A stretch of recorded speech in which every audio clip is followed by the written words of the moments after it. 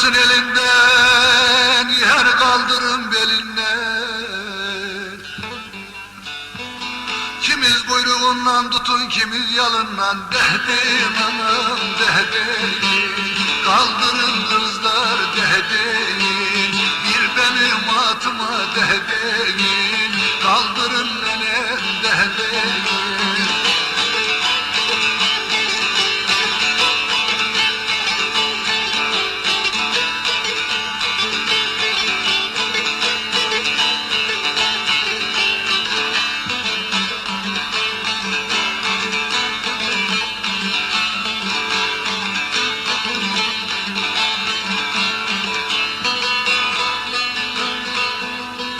Aman kızlar derisi zayıftı gözleyin. Kimiz zahma vurun, kimiz bizleyin.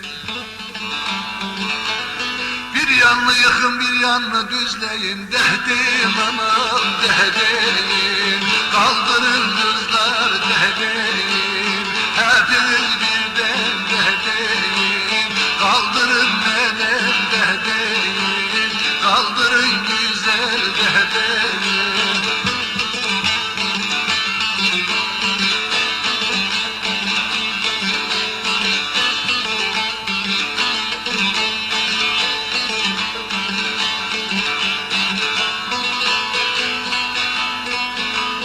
Ne hoş olur bu yerlerin yazın, eşi olmaz göllerinde ördeğinin gazı.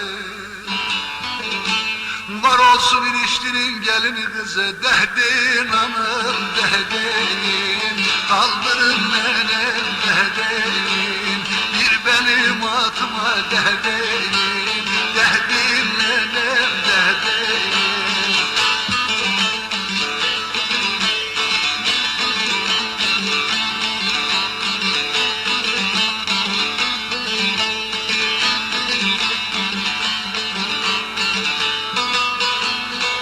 Hoş olur bu yerlerin havası,